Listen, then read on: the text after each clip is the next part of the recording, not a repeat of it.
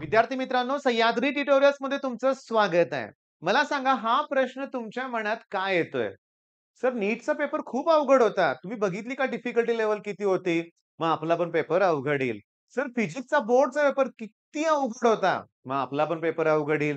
Sir, काही YouTube channel आहेत, की ज्यांनी डिक्लेअर केलंय, की यावर्षीचा पेपर सगळ्यात अवघड येणार आहे. म्हणून भीती वाटते.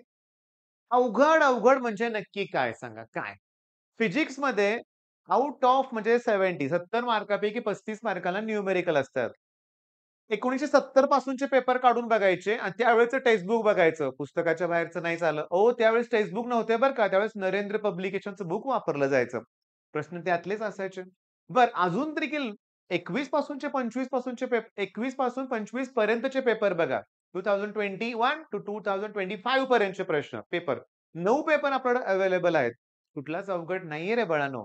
पेपर पॅटर्न सोपा झालेला आहे. तेव्हा अवघड नाहीये. तरी देखील मनात हा प्रश्न येतोय. चला, माझ्या क्लासमधल्या एका स्टुडंटचं एक्झाम्पल देतो. 10th स्टँडर्डला मार्क्स किती आहेत? 98% स्टडीला येत होता. मी बाहेर चाललो होतो थोडंसं म्हणूया. पण मी त्याला प्रश्न विचारला, की "आता नक्की काय स्ट्रॅटेजी? आज काय अभ्यास करणार आहे?"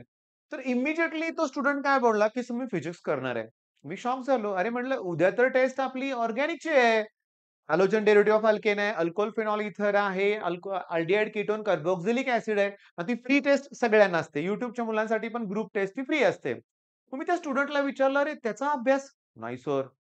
फिजिक्स केव्हा करायचं मग? मग मी त्याला विचारलं, "तू फिजिक्सचं काय करणार आहे?" तो म्हणला, "सर, मी तर डेफिनिशन स्टार्ट करणार आहे." सांगू का तुम्हाला?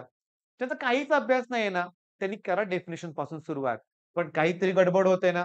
ओके, मग मी त्या मुलाला अगदी प्रेमानं, रागावून, ओरडून सगळ्या गोष्टी सांगितल्या. कोणत्या गोष्टी? तर हा प्रकार परत नकोय. मी तुम्हाला सांगतो कोणते प्रकार. तुम्हाला पण वाटत असेल, की सर तुम्ही फिजिक्सचा अभ्यास करायला नको का? केला पाहिजे, पण मी तुम्हाला सांगतो तुम्ही रोजचा जो अभ्यास करताय ना, तोच एक्झामचा अभ्यास आहे असं समजून केलं पाहिजे. ते होत नाही तुमच्याकडून म्हणून पेपरच्या वेळेस तुम्हाला भीती वाटते. आता पेपर जवळ आला हो, म्हणून तुम्ही आता पुस्तक उघडून सिरियसली डेफिनिशन करायला घेताय. माझा एक प्रश्न आहे त्या टॉपरला आणि तुम्हाला सुद्धा. अगोदर डेफिनिशन्स नव्हत्या केल्या का मग? झिरो अभ्यास आहे तुमचा. मग काय केलं वर्षभर? वर्षभर काय केलं? मी जरा रागात आहे असं वाटेल तुम्हाला, पण रिॲलिटी हीच आहे. मनात विनाकारण शंका आणायच्या नाहीत. तुमचा अभ्यास झालाय रे बाळांनो, पण आज म्हणे म्हणूया आपण देर आहे दुरुस्त आहे. इथून पुढे तरी अभ्यास परफेक्ट करूया आपण. सांगतो. रविवारी जी आपली ऑर्गॅनिकची टेस्ट आहे, त्यात मी तुम्हाला सांगतो 3 टॉपिक आहेत. 20 किंवा 30 मार्क्सची टेस्ट असेल ती लक्षात घ्या. पण ऑर्गॅनिक आहे. तिचा तर अभ्यास क्विक रिव्हिजन व्हायला पाहिजे लक्षात घ्या. म्हणजे तुम्ही चुकला असाल तर कुठं चुकला असाल माहिती का? नोट्स बनवण्यात. चला, अजून वेळ आहे आपल्याकडं. फर्स्ट सेमेस्टरला चला निदान तुम्ही विचार करायला सुरुवात केलेली आहे, की पेपरचा अभ्यास करायला सुरुवात केलेली आहे. एकदम माझ्यासाठी हा प्लस पॉइंट आहे. खूप मोठा प्लस पॉइंट आहे, की तुम्ही अभ्यासाला सुरुवात तर केलेली आहे. पण त्याचबरोबर मनात नको त्या शंका आणू नका. ओके. पेपर सोपा असणार आहे. पेपर नेहमीप्रमाणेच असणार आहे. फक्त तुमची रिव्हिजन किती होते यावर तुमचा स्कोर डिपेंड आहे. तुम्ही अगोदर किती अभ्यास केला मॅटर करत नाहीये. तुम्ही एक्झामच्या वेळेस किती रिव्हिजन करताय हेही इम्पोर्टंट आहे. मग तुम्ही म्हणाल, "सर एकदा म्हणतोय केमिस्ट्री करा पेपर." म्हणजे तुमच्या लक्षात आलं मी काय सांगतोय. महत्त्वाचा मुद्दा काय आहे बघा आता. फर्स्ट सेमेस्टरचा स्कोर कुठेही काउंट केला जाणार नाहीये. ओके.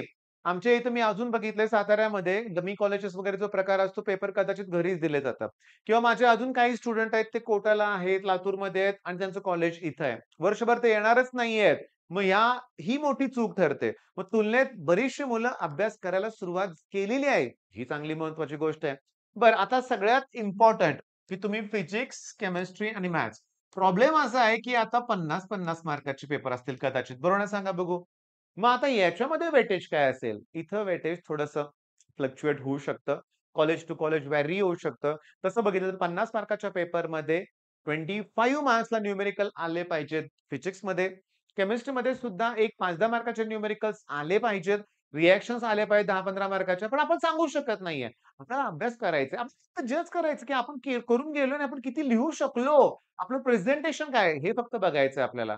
मॅथ्समध्ये पण तुम्हाला सांगतो, की असेही 15 ते 20 मार्काला थेरम येतात आउट ऑफ 80 मार्क्स. मग 50 पैकी 10-12 मार्काला थेरम आले पाहिजेत. अरे तुमचा डिफरन्शिएशन टॉपिक आहे ना, त्यातले 3 थेरमपैकी 1 आलंच पाहिजे. बरं, आता बोर्डचा पॅटर्न फिक्स असतो. त्यामुळे सेमेस्टरचा पॅटर्न थोडासा वेगळा असेल, तो कन्सिडर करून चला. जास्त तणाव घेऊ नका. आणि सगळ्यात इम्पोर्टंट अभ्यास इतका परफेक्ट करा, की येऊ दे कुठलाही पेपर, तो आपल्याला सोपा वाटला पाहिजे लक्षात घ्या. बरं, आता 1 मिनिट मी तुम्हाला सांगतो, लक्ष द्या. मी इथे एक प्रॉपर अनाउन्समेंट करतोय व्हिडिओच्या शेवटी. ओके. P Y Q series. मी पी-वाय-क्यू सीरीज लॉन्च करतोय. तेही सुरुवात मी केलेली आहे फिजिक्स पासून. थांबा. मी स्लाइड्स बनवल्यात. मी लाईव्ह लेक्चर्स घेणार आहे लक्षात घ्या. आजपासूनच मी लाईव्ह लेक्चर घेणार आहे. मी तुम्हाला सांगतो साधारण मी तुम्हाला क्लिअरली सांगतो, की 1:30 ओके. मी तर लिहितोय सॅटरडे. ओके. आणि मी क्लिअरली सांगतो लक्षात घ्या. आज बहुतेक ना मी तुम्हाला सांगतो 4 तारीख आहे का रे? हो. ठीक आहे. मग सॅटरडे 4 ऑक्टोबर 1:30 वाजल्यापासून फिजिक्स पी-वाय-क्यू लाईव्ह घेतोय मी. पण मी काय घेणार आहे एक्सप्लेन केलंच पाहिजे. मी तुम्हाला सांगू का बऱ्यापैकी मी स्लाइड्स बनवून ठेवल्यात लक्षात घ्या. ओके. थांबा. मी दाखवतो तुम्हाला कुठले-कुठले प्रश्न मी घेणार आहे ते दाखवतो. ओके. पहिली गोष्ट मी हा एक पहिला प्रश्न घेतलाय conditions for steady interference pattern. मी तो डिटेल तुम्हाला एक्सप्लेन करणार आहे. या सगळे पॉइंट्स मी त्यात एक्सप्लेन करणार आहे. त्याच्यानंतर आयसोथर्मल प्रोसेस म्हणजे मी काय केलंय माहितीये का? एक क्वेशन पेपर सिलेक्ट केलाय. ओके. एक क्वेशन पेपर सिलेक्ट केलाय आणि त्यातले प्रश्न मी तुम्हाला घेत राहणार आहे. पेपरमध्ये आयसोथर्मल प्रोसेस आलाय, पण मी घेणार आहे mechanical equilibrium, chemical, thermal equilibrium, isobaric process, isochoric process, system, open system, close system, isolated system, intensive property, extensive property, DK law.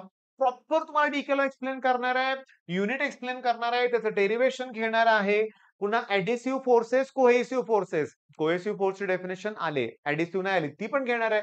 पण त्याचबरोबर रेंज, स्फिअर ऑफ इन्फ्लुअन्स म्हणजे सगळ्या त्या म्हणजे एक क्वेश्चन पेपरमध्ये आलेला आणि त्याच्याशी रिलेटेड आणखीन भरपूर मी घेणार आहे. First law, second law, Faraday's first law, second law, Lenz law, त्याच्यानंतर डिस्टिंग्विश बिटवीन ह्याच्यातलं डिस्टिंग्विश. त्याच्यानंतर त्या टॉपिक मधले बाकीचे प्रश्न पण घेणार आहे. मॅग्नेटिक मटेरियल मधलं. ही डायग्राम ऑसिलेशन मध्ये आहे. मग डायग्राम ही पण येऊ शकते. डायग्राम या पण येऊ शकतात.